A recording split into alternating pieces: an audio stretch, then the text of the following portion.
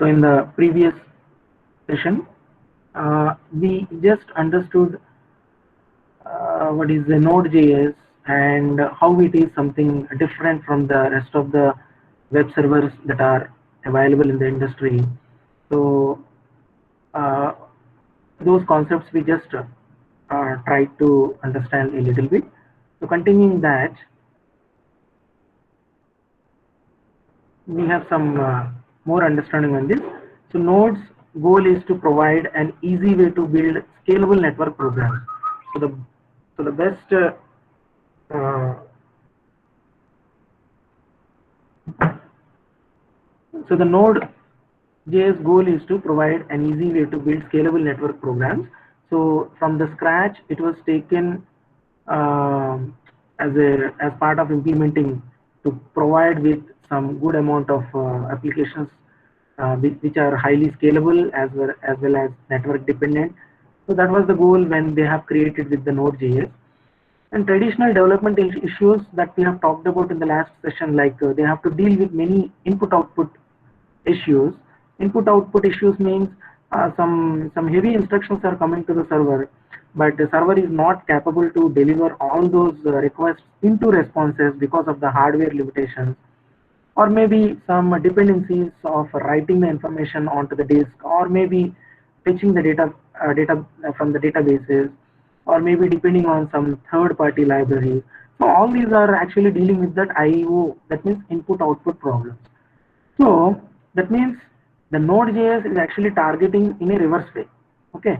So the traditional developmental issues like these, and one more issue like synchronous web servers. Already we are having so many synchronous requests they can actually process. So one request at any given point of time. So that is why they are capable of. And for any new incoming request, new processes for each request, and each of the process will kick in some new thread. So this is how they are actually tackling the incoming requests in their web server's memory. But all these are after seeing so many web servers, they have calculated the problems related with the input outputs, then synchronous operations, then forking new threads. All these are some kind of limitations when when we are exclusively talking about the scalable application. Okay, so in general, for the normal application, these may not be the uh, that much concern for the development, but when we are talking in terms of the scalable, highly scalable applications, these are going to certainly limit the web server's capability. Okay, so this is how they have first of all identified, and accordingly Node.js is given with some alternative way of implementations. And thread per request is memory expensive. So upon these lines, okay, so we can understand. So upon these lines, thread per request is actually memory expensive. That means n number of threads that you are going to create in your operating system memory. So they are going to be the expensive part for the hardware resources of your server. Then what if all the threads are busy actually? So when all the threads are busy, the incoming request 1, 2, 3, they are actually waiting for to get their job done. So until unless these pre threads are not getting emptied, so they are not getting pre-emptied, so these incoming requests are not going to be processed. So that's why if all the threads are busy, that means your application will be in a hanging mode, so that unless otherwise the threads, already occupied threads, are not getting released from the memory, so no more further requests are going to be granted to them. So multi-thread code is difficult to debug. So you can say like yes, we can use the multi-threading coding, which is heavily used in the industry. But actually, it is also associated with some difficulties. Like it is difficult to debug. It is somewhat difficult, not that much difficult, but it is somewhat difficult to write when you compare with the synchronous programming. Then inefficiently it is performed. So the performance is also somewhat limited. So multi-threaded code is actually also some complications that are attached with that. So all these are actually the basic limitations when you see the traditional web server implementation. Okay, so the traditional web server as well as this Node.js web server, we can compare on two lines of main theme. One is with the blocking and second one is the non-blocking. What is blocking? Blocking means your server is in the waiting mode. Okay, so until some process is actually kicked in into the memory, so this particular process is getting executed in this particular time frame. Okay, so after that process is completely done away with that functionality, then again only that particular resource is going to be released to the operating system. So that can be a printer, that can be anything. So all these are actually not that much scalable. That can be a web server's in internal memory, that can be database resource, that can be network printer, anything. Generally, if you see with the synchronous programming, they are actually being handled in this way. So incoming requests are there. Whenever any incoming request is there, it is going to be stopped for allowing this resource to any newcomer, and that resource is being allocated to the previous requesting. So after that particular thing is being done, again the resource is being released to the memory. So in that way, so these are called as blocking input output operations. Not only in the web server's ideology, it can be with any other database or any other third-party flat files, CSV files, maybe some dependency files. Okay, all these are operating in this way. But whereas the non-blocking feature of input-output functionality, we can see like this. See, the server is in the wait mode. Okay, so when there is any new process that is coming to this, here, what happens? The process is available, and how this particular process is available is, it is going to allocate, it is going to create an event stack actually. Okay, so that event stack is responsible for getting the resource of your whatever the hardware, and accordingly it will create a some stack of input requests. So thereby, even though it is going to be served after some milliseconds of timeout, or maybe the response may not be immediate, like in the case of this synchronous operation. Until unless the response is not received, the resource is being hooked on to that particular request. But in this case, whereas in this case, the resources are not at all hooked upon, they are simply given with the event stack, and the event stack responsibility is to take the time frame accordingly and serve that information to whatever the request is. But it will take some additional amount of time. It will take some additional amount of time. But what is the gaining factor in this is, the hardware or the resources are not at all blocked. So they are available for all the incoming requests. So this is not there in this blocking input output way of implementing the things.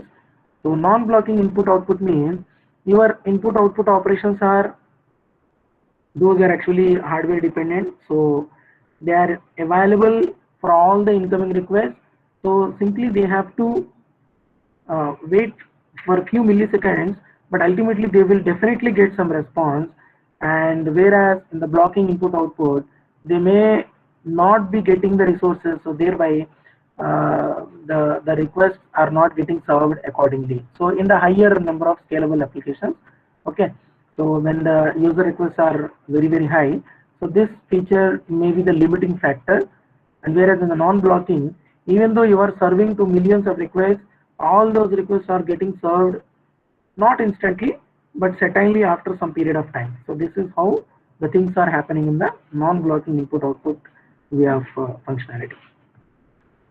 Okay, so assign the jobs to event stack first of all, then you will be notified after some time. Okay, it's not instant. Like in the case of the synchronous programming, it may not be instant. जैसे आपने request किया तो तुरंत आपको response मिल गया. It may not be that much instant, but after some milliseconds of time, maybe after some couple of seconds time, you will certainly get notified. So that is the advantage that we will get from this non-blocking feature. And one single thread can handle the entire program. So you talk about the scalability, but even then you can see there is a single thread that is actually operating behind the scenes. And now the entire scalability has been shifted to the shifted to this event stack. So now the responsibility is given to the event stack. So in this case, we do not require multiple threads that are to be kicked in your process's server memory. Okay. So the event stack is responsible for doing the things instead of taking the multiple threads for the same scenario. Traditional threaded architecture is not an easy thing. Okay, so threaded architecture is having some difficulties. It is not that much easier to debug whenever any complication is rising in your application. More thread means more processes equals more memory. So memory is limited, so that's why you don't have unlimited number of processes that are kicked in from your web server. So that means maybe that can be some 20 or 50 processes, and every time the entire new process is kicked in, it will take some time lag to allocate a resource to that thread. So all these are actually expensive in terms of the hardware resources availability. Then minimum cost, speedier development. So this non-blocking feature is given with one minimal costing, as well as it will give the speedier development um, for your projects. Then scalable architecture, then callback function. So these are some of the highly important features of the Node.js architecture. So scalable architectures we can create with this Node.js, and callback functions are the dependent ones which are going to give the promises. Okay, so callback functions, what they do, they will call you after whatever you are requested. After some time, it will again call you back. So in that way, the callbacking functionalities are heavily we are going to write in the Node.js applications. So then what is unique feature about the Node.js is JavaScript is used in the client side, but Node.js puts the JavaScript on the server side. So now everything is JavaScript. You talk on the server side, or you talk on the client side, or you are doing the database, or maybe some libraries you are calling, some packages you are attaching, anything, everything that you are going to do basically is nothing but the JavaScript, thus making communication between the client and server happening in the same language, which is not possible in the other technologies, like maybe in the .NET or in the PHP or in some JSP. So the server language is different, the database is in some different implementation. The middleware may be having some libraries written in C++ or any other incompatible language. So all these are the issues, but whereas in this Node.js, we have everything commonly implemented in the JavaScript only. Servers are normally threaded based, but Node.js is event based. Okay, so this is some typical difference between the traditional web servers and this Node.js web server. So servers are normally implemented thread based in the like IIS server, some Tomcat or Apache. So all these servers are there, but in the Node.js, it is actually event based. So Node.js servers each request in an event loop that can able to handle simultaneous requests. So that's why this way of evented loop, what it can be given with is, it can parallelly process some simultaneous requests, but the simultaneous request will not be rendering the data instantly, like with the case of the synchronous programming. Okay, it will take definitely some additional amount of time, but the main thing to understand is they can be able to handle the request at least, which is not available in the traditional web programming website servers. Okay, so at least we are able to process the request, whatever the incoming request that is there. At least we should be in a position to handle them, not we are simply refusing the further more connections. So it's not the best practice. So that's why the Node.js is very capable to handle all the incoming requests, even though you are implementing a very highly scalable application for your web application.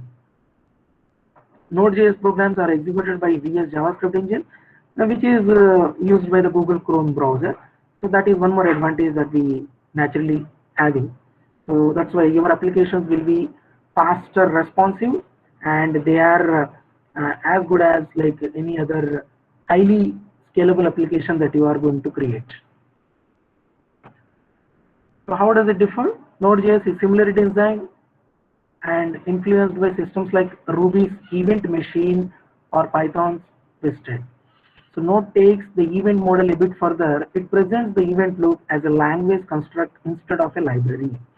So the best advantage of the some of the popular languages like the Rubies or the Pythons they have taken and accordingly created with the nodes functionality. So it is presenting the event loop as a language construct itself, not in the form of a some plugin or in some way of attaching some library. So in that way, this looping mechanism is inbuilt into the language, in the Node.js implementation itself. And what can you do with the node? It is a command line tool which we are going to see in the next sessions. You download, compile and install the source, then it lets you layered on top of the TCP library that can be HTTP or that can be HTTPS client server mechanism. So everything you can write in the format of a layered way of doing the things. Then the JS executed by the VS JavaScript engine is in the Chrome is very fast. Node provides a JavaScript API to access the networks and file system.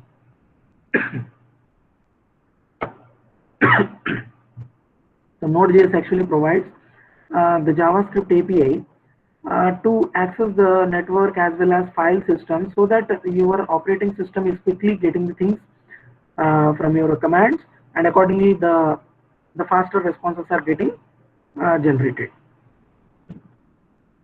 What cannot do with this node? So that also we need to know. Node.js is a platform for writing the JavaScript applications outside the web browsers. Okay, so this is not the JavaScript we are familiar with the within the web browsers. So there is a DOM structure, document object model. So this document object model generally we try to access from some HTML elements or some JavaScript document get element by ID. So all these are methods that are available so that you are actually manipulating the DOM. So this is how we actually do the programming from the rest of the languages. But whereas in the JavaScript there is no DOM built into the nodes, so nor any other browser capabilities that is there if you talk about the Node.js functionalities.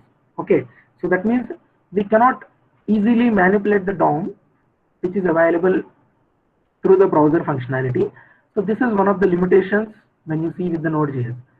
And even with the HTML file capabilities also we can pretty easily manipulate the DOM objects. So thereby we are having some animations, we are having some rich interactions for the end users.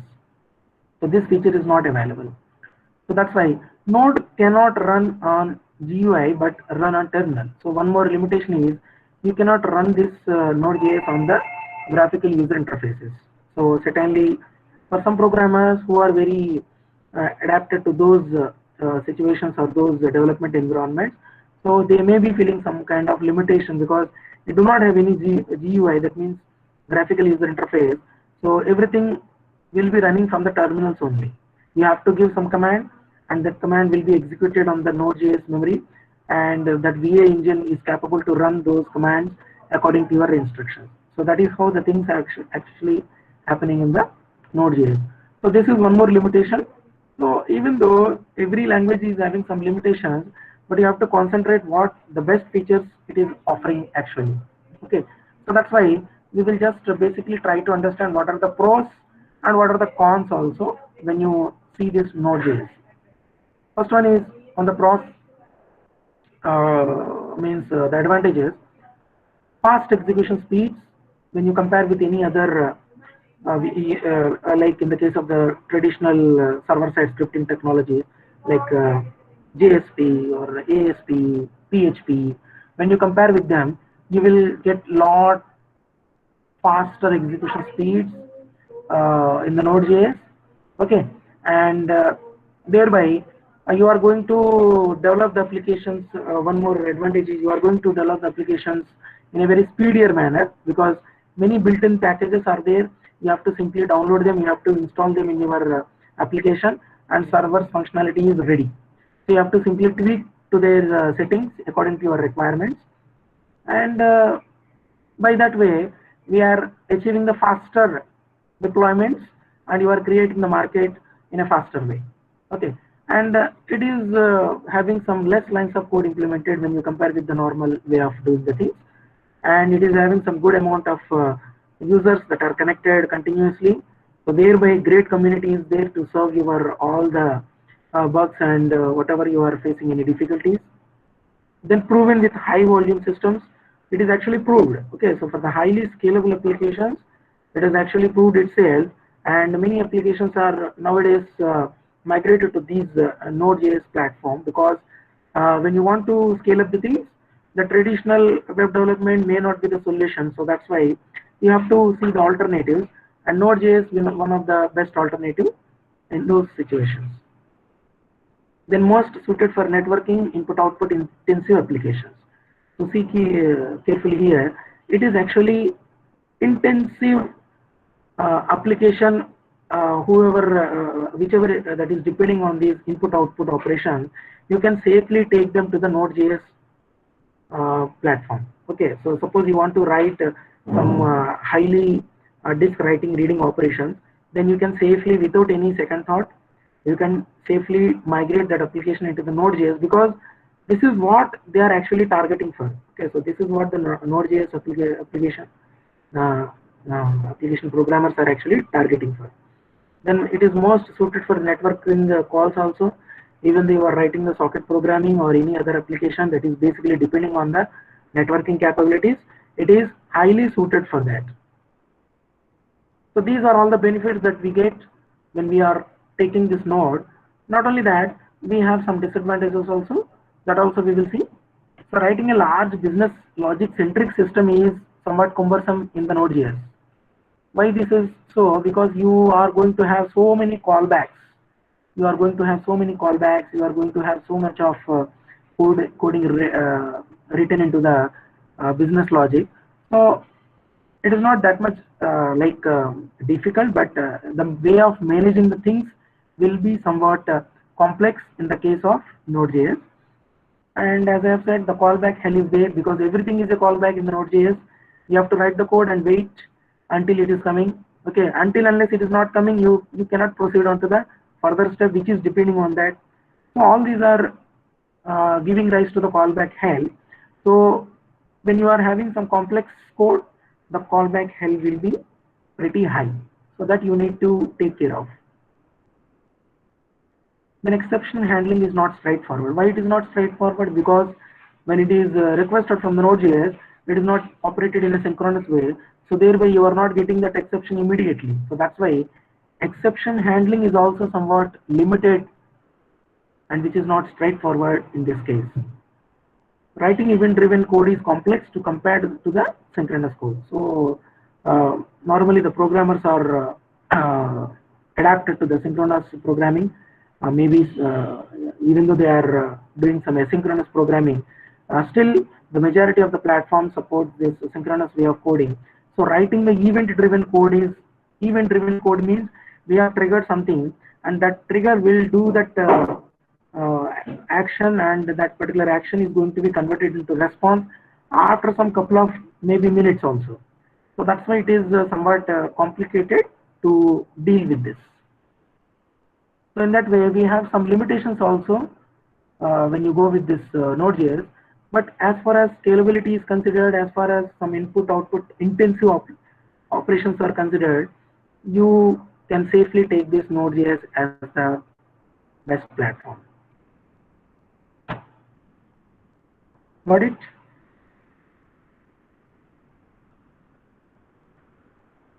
So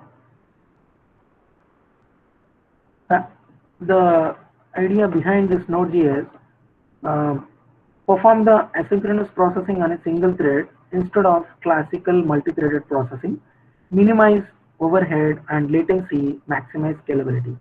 So whenever we are having the some issues like on the with that traditional approach, you can simply perform some asynchronous programming on the single thread, and instead of that, we can have this Node.js implementation so that we can maximize the scalability.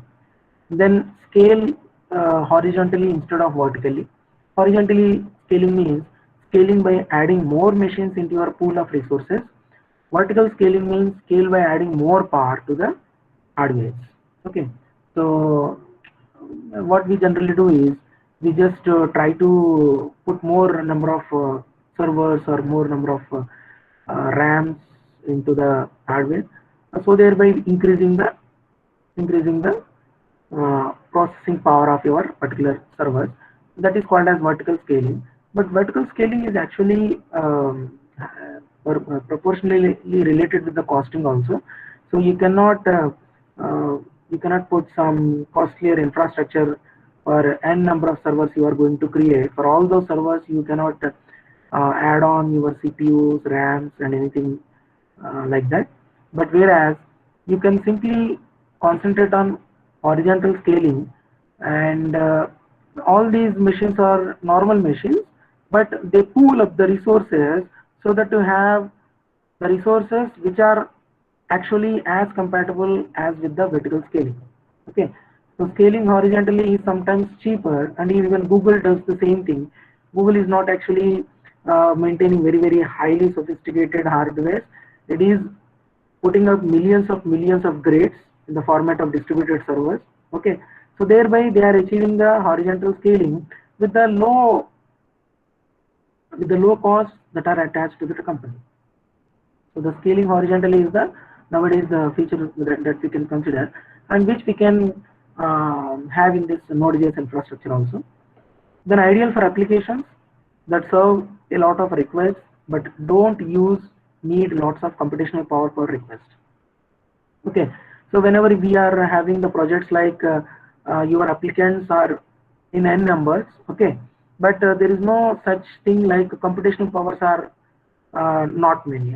You don't have those many algorithms which are highly processing intensive. Okay, so if you are generating those kind of applications, like with the case of the Twitter or in Facebook, so the number of connections are many, but actual processing thing is a little bit. Okay, so processing is not actually the intensive uh, like processing that you have to deal with. Some algorithms are written and exclusively it is searching on some different things. So all these are not actually being done. In those scenarios, you can simply take Node.js because it is actually connected to the feature of scalability. Okay, so not so ideal for heavy calculations, massive parallel computing. So the grid computing, it is not that much ideal. Okay, so suppose you want to scale up the things, then in those normal web applications, when you want to scale up the things, in those conditions, it is very ideal. Also, less problems with the concurrency. Okay, it is now having less concurrency problems also. Then we need to understand this event looping mechanism in this Node.js. So there are a couple of implications of this apparently very simple and basic model. Uh, Suppose what happens normally, your traditional web server, whenever there is any incoming request, it is directly going to be handled by the web server, and the web server processing or the threadings are completely full or fully occupied. Then it keeps the further incoming requests in a queue. Okay, it will not further process them because they are in the waiting mode. They are completely in the waiting mode, simply waiting for your web server's resources getting allocated to them. So that's why the users will feel the circle is visible to them. So the circulating message is visible to them. It is still not getting connected to them. So sometimes 404 otherwise some timeouts errors are there in the program. So all these are the normal happenings of the traditional web programming, and here we are actually avoiding the synchronous code, and because we are simply cutting down the synchronous. That means we are completely shifting that to this event looping mechanism. So what this event looping mechanism does is all the requests are stacked upon to this event stack. Okay, so this event stack one by one slowly gives to that web server. After the web server's functionality is achieved, okay, so it generated that response, then it gives back with that callback mechanism. So after this callback, second incoming request is going to be given to the web server. So in that way, the event looping mechanism is serving so that all the incoming requests are actually processed neatly, but after some time it is going to have for the processing. Okay, so that means it is going to have callbacks, gain callbacks, and everything is a callback. Okay, so whenever you are requesting anything to the server, that means you are actually having a callback which is coming to your application in a response format. So whatever the response that you are generated from the Node.js is nothing but a callback. So in that way, we are going to write the applications in Node.js. Okay, so then we have also this JavaScript for the implementation as a language. So why we need to take this language? Because it is having the feature of friendly callbacks. With the language implementation of the Java, we can take the callbacks in a very friendly manner, because the JavaScript offers the callbacks in a very easier manner, and JavaScript is also ubiquitous. Ubiquitous means it is everywhere. Okay, so if it is everywhere means it is in the client's browsers, it is in the mobile devices also. It is able to process, and everywhere all the devices actually supports. All the platforms are also supporting this JavaScript. So that's why it is ubiquitous. So it is a best natural choice for dealing with the coding.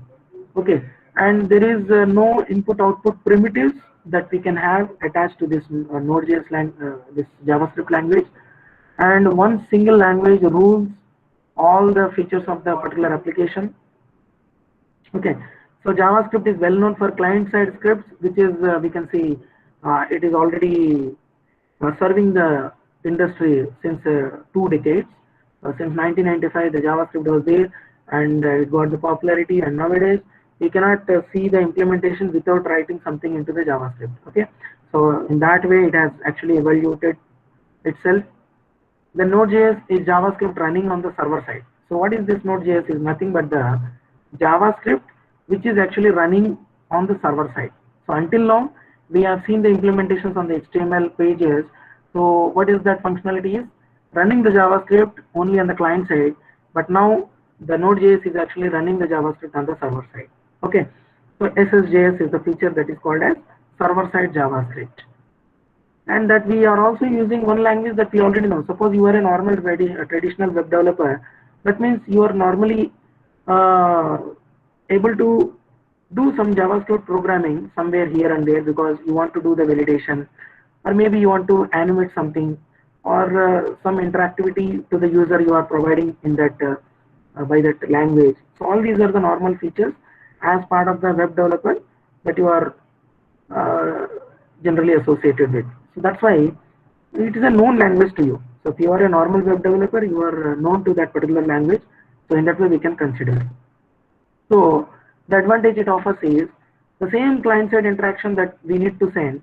Now it is from this Node.js we are serving to the server-side scripting technology. So that is only the difference when we see this particular language attached to the Node.js.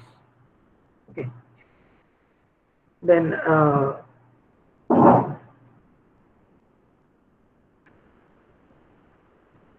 so with this feature we have already seen blocking and non-blocking.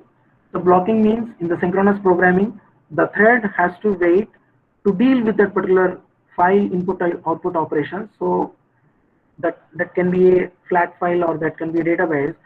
So till that particular execution is not over, this resource cannot be allocated to another thread. So that is why this is called as blocking.